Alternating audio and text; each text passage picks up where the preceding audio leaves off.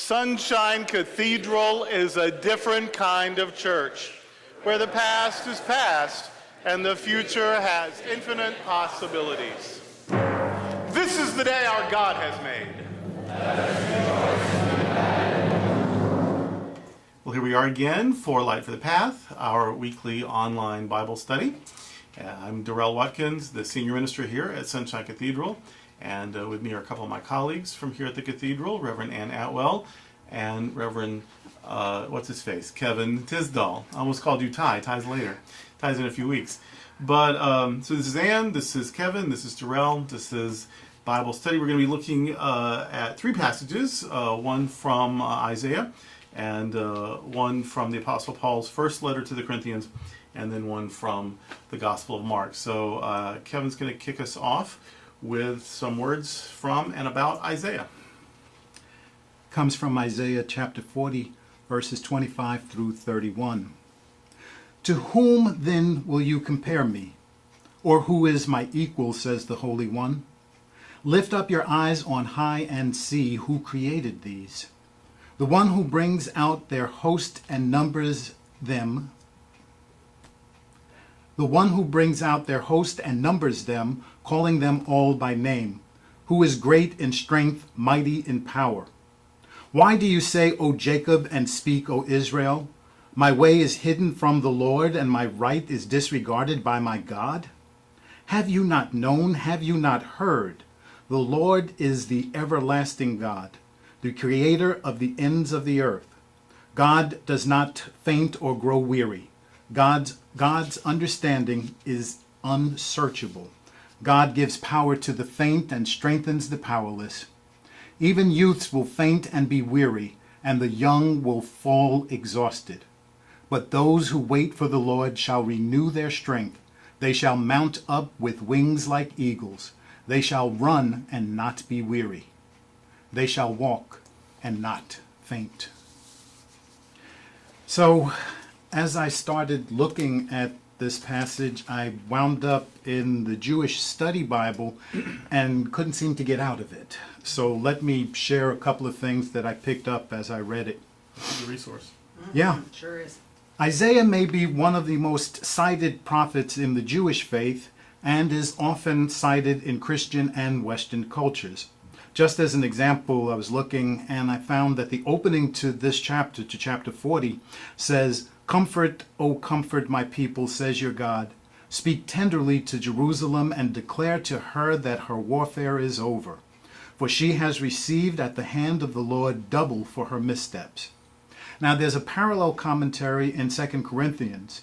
Who comforts us in all our troubles so that we can comfort those in any trouble with the comfort we ourselves have received from God.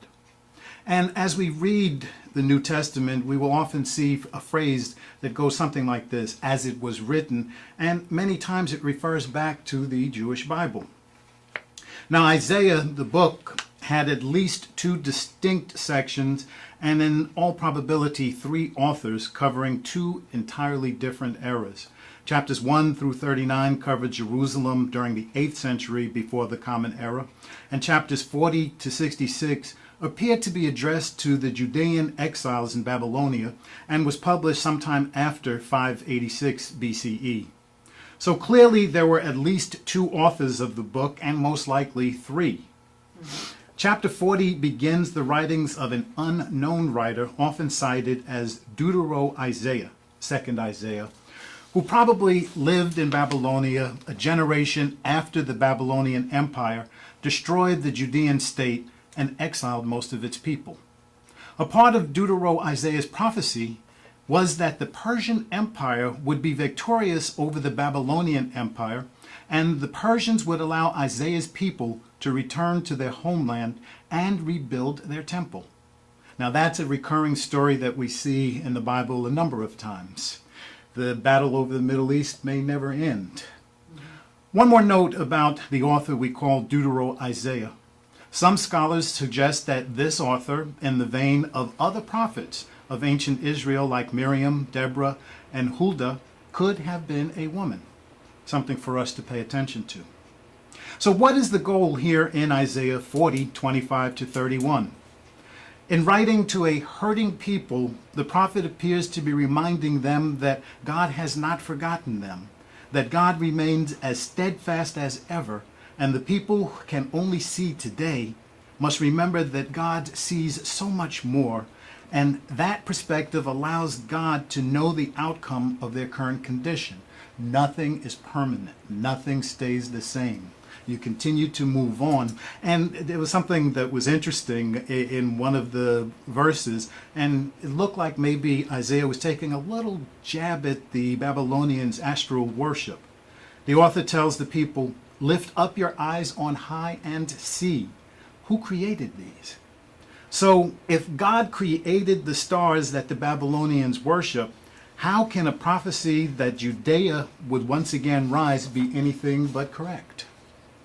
Isaiah continues to remind his people that God is in for the long haul. That's the constant message of this opening to the second part of Isaiah, that this is not the end. This is not even a respite. This is something that we will continue to look at. And remember, I, your God, know so much more, and I never get tired. Even more than this, God can and will give strength to those who believe, and believe they must, because as Isaiah writes, they shall mount up with wings like eagles. They shall run and not be weary. They shall walk and not faint. Quite a powerful way to close one chapter in the life of a people who have only known at this point exile, and begin a conversation about a wonderful future that Isaiah foresees. Our next bit of study, we're looking at 1 Corinthians, an authentic letter of the Apostle Paul. 1 Corinthians 9, verses 16 through 23, where Paul writes, "If I proclaim the gospel, this gives me no ground for boasting, for an obligation is laid on me, and woe to me if I do not proclaim the gospel. For if I do this of my own will, I have a reward, but if not of my own will, I am entrusted with a commission. What then is my reward? Just this, that in my proclamation I may make the gospel free of charge, so as not to make full use of my rights in the gospel. For though I am free with respect to all, I have made myself a servant to all, so that I might win more of them. To the Jewish community I became as Jewish, in order to win Jews. To those outside the law I became as one outside the law, though I am not free from God's law, but am under Christ's law, so that I might win those outside the law. To the weak I became weak, so that I might win the weak. I have become all things to all people, that I might by all means reach some. I do it all for the sake of the gospel, so that I may share in its blessings." Paul is a tap dancer. He's always responding to crisis. He's responding to conflict. He's responding to accusations. He's sort of Johnny-come-lately to this Jesus movement.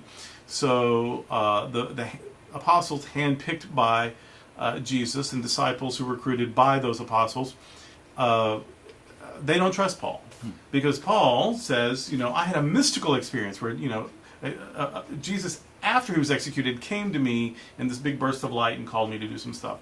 Well, says you. I guess, right? Meanwhile, the establishment that he comes from thinks he's joined a cult. So he's kind of a nomad, and so people are always accusing him of something. Mm-hmm. You've left respectability to join this crazy cult. And the crazy cult is saying, weren't you one of the ones that made us miserable? Mm-hmm. And yes. now you're on our side because you had a dream, I guess. So people are hurling things at him all the time. And he's always defensive. His letters sound very defensive. And this is a defense. I get to proclaim the gospel. It's not even my idea. I'm commissioned to do it. I'm called to do it. I have this urging. I have to do it. And he tries to strengthen his case by saying, it's not like I'm making anything off of this. I do this for free. And sure enough, he He had a tent maker ministry where he had a little side hustle there so he could make money. He also had patrons. Lydia may have been one of his patrons, and so he had some sponsors that would pay for some things, and then he had some side hustle, some day work when he could get it, so that when he would come places and speak, he wouldn't let them pay him. And I think that was to sort of say, look, I'm not making anything up. I'm taking the same risk you're taking, and I'm not even making expenses here. And so he's saying, I'm doing this free of charge, not using my rights. I would have a right. I mean, I'm telling you good stuff here, and I'm doing it full time. I could pass the plate and have a decent bed to sleep at the night and some good breakfast in the morning. That is my right. I'm not using my right. I'm making it some other way, just to give you this good news.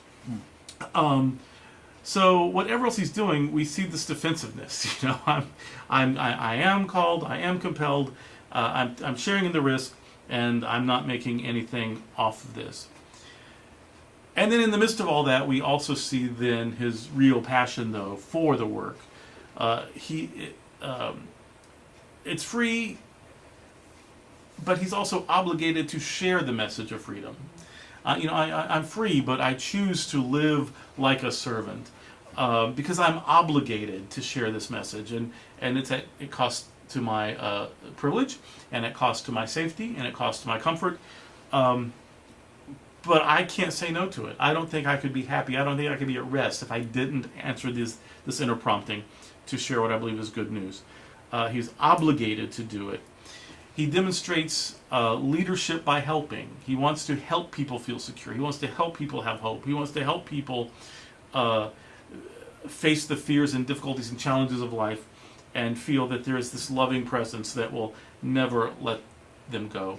And he's driven by a passion to do just that. And so his freedom, the freedom that he's talking about, he offers the gospel freely, and he himself is free. He's not under any sort of law or rule or tradition. He's free.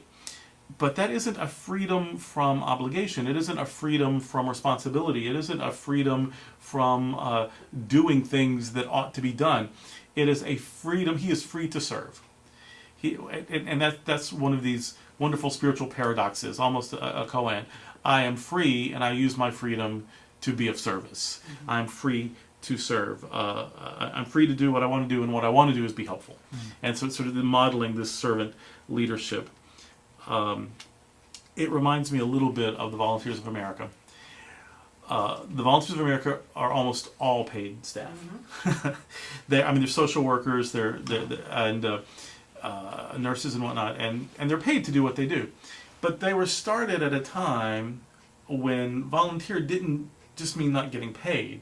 Volunteer meant that it was what yours to do. You got to do it all the time. So it's sort of like volunteering for the Army. Soldiers get paid. You volunteer for the Navy, but sailors get paid. And so Volunteers of America, they make modest stipends and salaries, like all people in nonprofit helping professions do. But they have volunteered to do it. They have volunteered to use their life in service. And I think that's what Paul is saying, is I'm free to do anything, and I'm using my freedom to serve. That's part of the good news. That's part of the gospel, that we are free to do anything, but by grace we choose to help each other, and that's how we become the living, ongoing body of Christ. And so those are my thoughts about Paul today. All right. We're going to finish with passage from Mark's Gospel, chapter 1, verses 29 through 35a and verse 39. As soon as they left the synagogue, they entered the house of Simon and Andrew with James and John. Now Simon's mother-in-law was in bed with a fever, and they told him about her at once. He came and took her by the hand and lifted her up. Then the fever left her, and she began to serve them. Yes. That evening at sunset, they brought to him all who were sick or possessed with demons, and the whole city was gathered around the door. And he cured many who were sick with various diseases and cast out many demons. And he would not permit the demons to speak, because they knew him. Mm-hmm. In the morning, while it was still very dark, he got up and went out. He went throughout Galilee, proclaiming the message in their synagogues and casting out demons. I was telling Darrell earlier today that I love the Gospel of Mark. I love Mark. He's concise. He's to the point. This is what happened. None of this messing around stuff. This is it. This passage from Mark's Gospel that I just read is something that Marcus Borg describes as kind of a day in the life of Jesus. It's a very active day, and it possibly meant to be descriptive as what it means to do ministry, a guide for many of us who want to follow in Jesus' footsteps. This particular example begins when Jesus and several of his disciples are leaving the synagogue. Jesus then offers a healing touch to Simon's mother-in-law. Jesus heals many others who were brought to Simon's and Andrew's house, and then Jesus leaves the home and begins going throughout Galilee to preach and to heal. So that's Jesus' day. That's his time. A couple of things resonate, though, with me in this passage. One thing is that's always kind of troubled me is that after Simon's mother-in-law is healed, she begins to serve them. And in the past, I have to share that when I've heard that over the years, I automatically go to the idea that the woman who had just been healed, she had just been healed, begins to serve the men.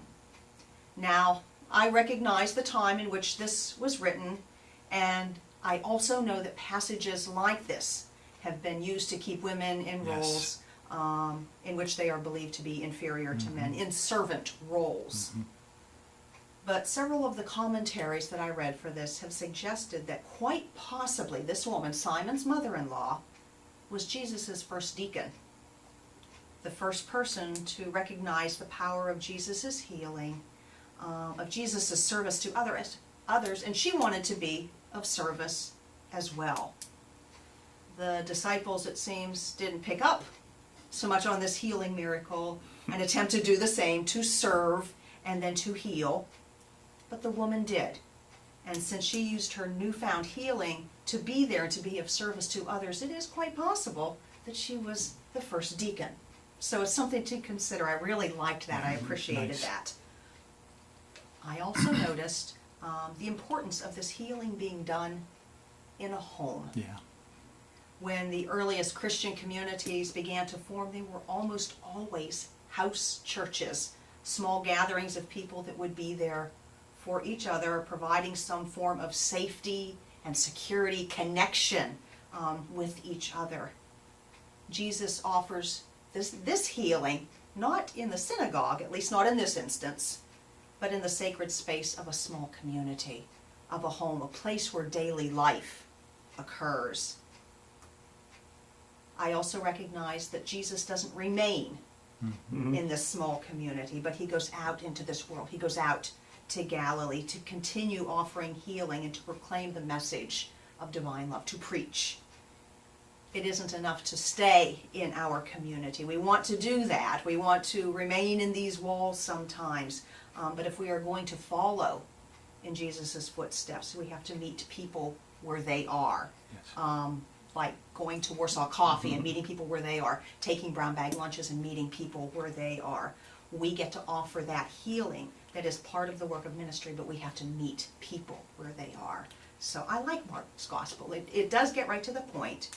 This is what Jesus does. But maybe that's what we need to do as well, to get out there and to do that work. Wow. And that's my thoughts on that passage. Well, all right. We always conclude with a little bit of crosstalk. If there's anything you meant to say on your passage and you forgot, or you just had a brilliant insight in the moment and didn't let it out, or if you heard something that you want to respond to, this is the time. This is the... Well, the first thing that jumped out as me is what you and I were talking about, was that serving and being of service. And actually, I noticed that is actually in all three. Yeah. That Paul is free to serve. Right. He uses his freedom to be a servant. Peter's mother-in-law gets up and serves. She's free from her illness, and the first thing she wants to do is be of service. But also in Isaiah, those who wait on the Lord, waiters serve you. Yes. Waiting on someone is service. Yes. And those who wait on the Lord, they'll be given the energy they need to offer that service. So all three of these actually are lifting up the virtue of volunteer service, not chorus service. That's another thing entirely. But the service that we choose to give, there's something sacred about that, and that comes up in all three of the readings. Right, right. And a community returning from exile, they're looking for something. They're looking for a way to make some semblance of what has happened and where they're at right now. In a faith community, one of the key things that I think just about all of them do is serve. Yes. So that's something that would resonate with them as well. Yeah.